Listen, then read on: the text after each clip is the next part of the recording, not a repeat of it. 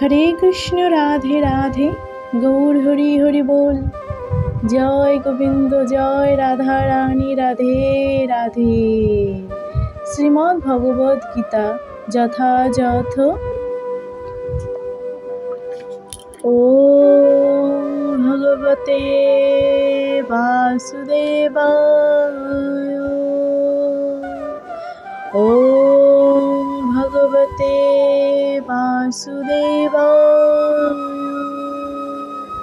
ओम भगवते वासुदेवाय। ओम हरि ओम तत्सत्। শ্রীমদ্ ভগবদ গীতার চতুর্থ অধ্যায় জ্ঞান যোগ, শ্লোক নাম্বার ২৬। শ্রোত্রাদীনি ইন্দ্রিয়াণি অন্যে সংযমোগ্নিষু জহিতি। শব্দাদীনাং বিষয়ানাং বিষয়সমূহ অন্যে ইন্দ্রিয়া অগ্নিষু জহতি।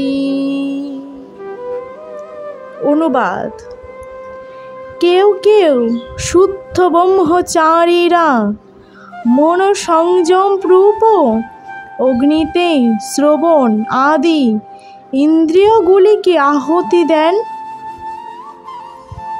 আবার অন্য অনেকে নিয়মনিষ্ঠ গৃহস্থেরা শব্দাদি ইন্দ্রিয়ের বিষয়গুলিকে ইন্দ্রিয় রূপ অগ্নিতে আহুতি দেন।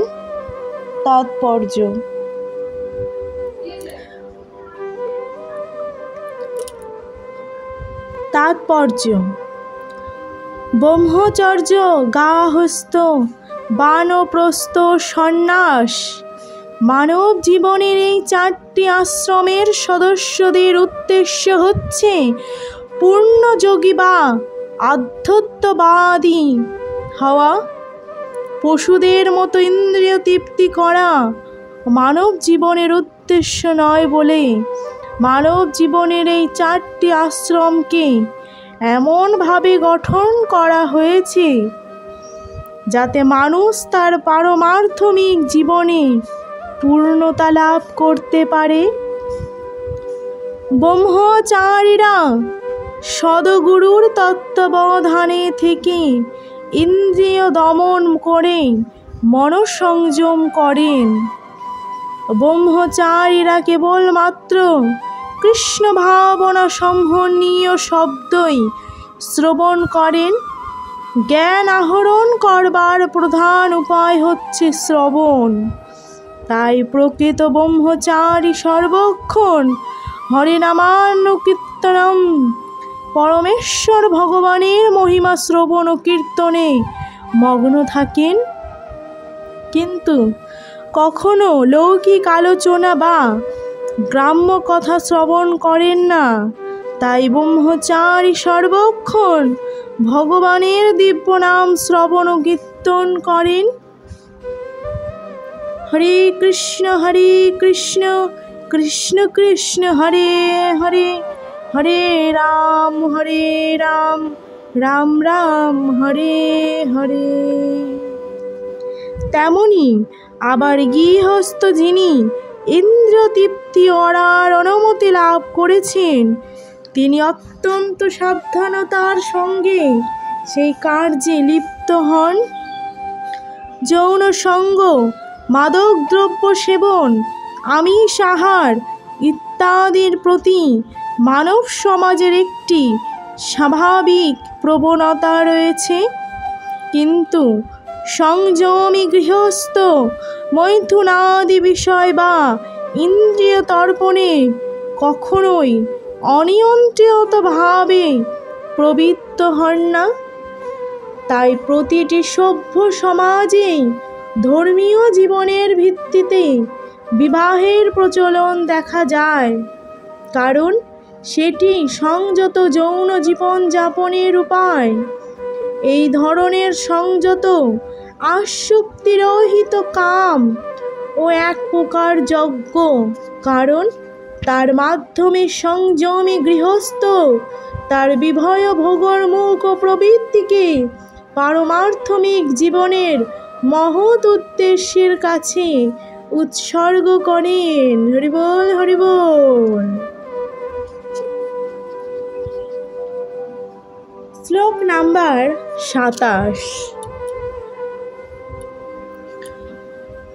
সর্বাণি ইন্দ্রিয় কর্মাণি প্রাণ কর্মাণি চাপরে আত্মসংযম যোগ পন্থা অগ্নেয় জুহতি জ্ঞান দীপ্তিতে। অনুবাদ: যার মন ও ইন্দ্রিয় সংযমের মাধ্যমে আত্মজ্ঞান লাভের প্রয়াসী, তারা তাদের সমস্ত ইন্দ্রিয়ের কার্যকলাপ ও প্রাণবায়ু জ্ঞানের দ্বারা প্রদীপ্ত আত্মসংযম রূপ অগ্নিতে আহুতি দেন। তাৎপর্য: এই শ্লোকে পতঞ্জলি প্রণীত যোগ পদ্ধতির কথা বলা হয়েছে। পতঞ্জলির যোগসূত্রে আত্মাকে প্রত্যগাত্ম পরগাত্ম নামে অভিহিত করা হয়েছে। আত্মা যখন ইন্দ্রিয় সুখভোগের প্রতি আসক্ত থাকে, তখন তাকে বলা হয় পরগাত্মা। কিন্তু যখনই জীবাত্মা এই ধরনের ইন্দ্রিয় সুখভোগের প্রতি আসক্তিরহিত হয়, তখন তাকে বলা হয় প্রত্যগাত্মা। আত্মা দেহের অভ্যন্তরে 10 রকমের বায়ুর কার্যকলাপের অধীনে থাকে এবং নিঃশ্বাস প্রশ্বাসের ক্রিয়ার মাধ্যমে এটি অনুভব করা যায়। পতঞ্জলির যোগ পদ্ধতি শিক্ষা দেয় কিভাবে দেহস্থিত বায়ুকে বিশেষ কৌশল অবলম্বন পূর্বক নিয়ন্ত্রিত করা হয়, যাতে অন্তর্গত বায়ুর ক্রিয়া আত্মাকে জড় আসক্তি থেকে শুদ্ধ করার জন্য অনুকূল হতে পারে। এই যোগ পদ্ধতি অনুসারে প্রত্যগাত্মাই হচ্ছে চরম উদ্দেশ্য। এই প্রত্যগাত্মা হচ্ছে জড় কার্যকলাপ থেকে প্রত্যাহার। ইন্দ্রিয় ইন্দ্রিয়াগাহ বিষয়গুলি পরস্পরের ওপর ক্রিয়া করে, যেমন শ্রবণের জন্য কান, দৃষ্টির জন্য চোখ, ঘ্রাণের জন্য নাক, আস্বাদনের জন্য জিহ্বা ও স্পর্শের জন্য ত্বক, এবং এরা সকলেই আত্মার বাইরে নানা রকম কার্যকলাপে নিযুক্ত। প্রাণবায়ুর ক্রিয়ার প্রভাবে এগুলি কার্যকরী হয়। অপান বায়ুর গতি, অধোগামী ব্যান বায়ুর প্রভাবে সংকোচন ও প্রসারণ হয়। সমান বায়ু সমতা বজায় রাখে। উদান বায়ু ঊর্ধ্বগামী এবং প্রভৃত মানুষ এদের সকলের আত্মতত্ত্ব অনুসন্ধানে নিযুক্ত করেন। হরে কৃষ্ণ।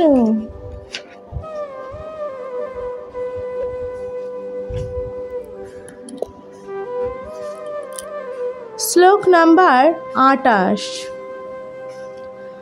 দ্রব্যযজ্ঞা তপোযজ্ঞা যোগযজ্ঞা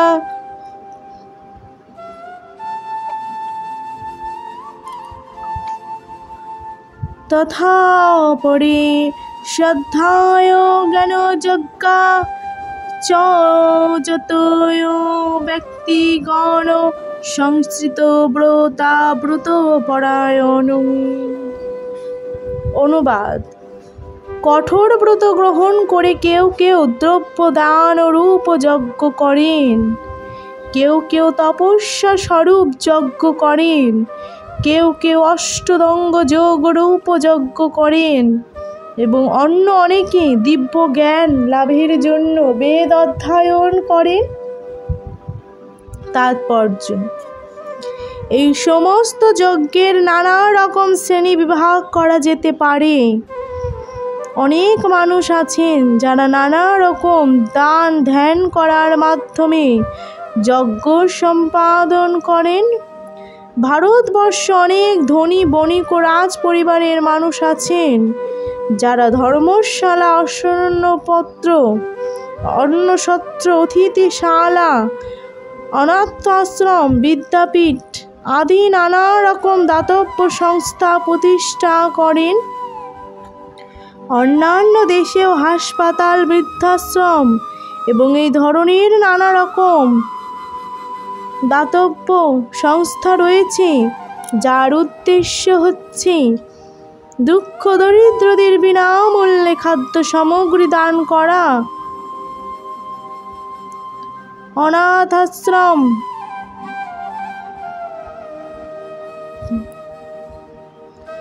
শিক্ষাদান করা, চিকিৎসা করা। এই সমস্ত দান ও কর্মকে বলা হয় দ্রব্যময় যজ্ঞ। অনেক মানুষ আছেন যারা উন্নততর জীবন লাভ বা স্বর্গারোহণ করবার জন্য স্বেচ্ছায় চন্দ্রায়ন ও চাতুর্মাস আদি ব্রতের অনুশীলন করে থাকেন। এই সমস্ত পন্থায় বিশেষ বিধিনিষেধের মাধ্যমে জীবনযাত্রাকে পরিচালিত করবার জন্য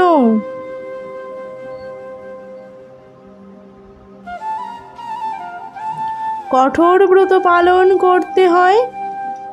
যেমন চাতুর্মাস ব্রত পালনকারীর 4 মাস ক্ষৌর কার্য করেন না, বিশেষ কিছু দ্রব্য আহার করেন না, দিনে একবারের বেশি 2 বার আহার গ্রহণ করেন না, অথবা কখনো গৃহ পরিত্যাগ করে অন্যত্র যান না।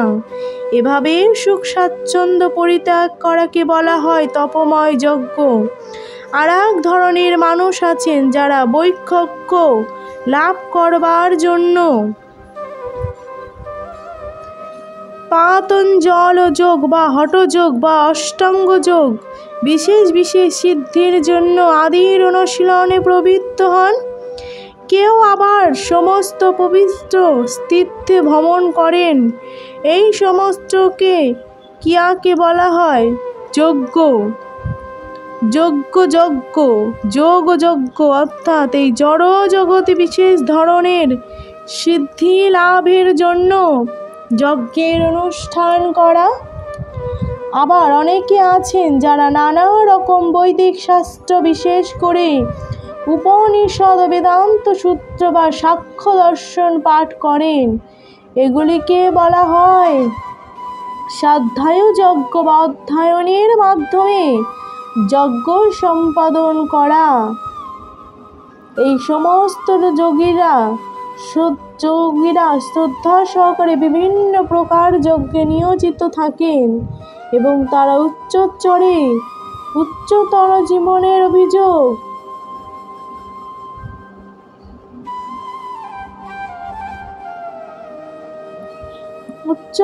জীবনের অভিলাষী, কিন্তু কৃষ্ণ ভাবনামৃত এই সমস্ত যজ্ঞ থেকে ভিন্ন কারণ, তা হচ্ছে পরমেশ্বর ভগবান সাক্ষাতের সেবা।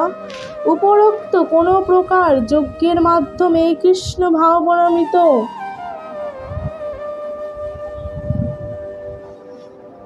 ভক্তি যোগ লাভ করা যায় না। তা লাভ করা যায় কেবল তার শুদ্ধ ভক্তের কৃপার ফলে। তাই কৃষ্ণ ভাবনামৃত হচ্ছে অপ্রাকৃত। হরে কৃষ্ণ, রাধে রাধে, গৌর হরি হরি বল। জয় গোবিন্দ, জয় রাধারানী।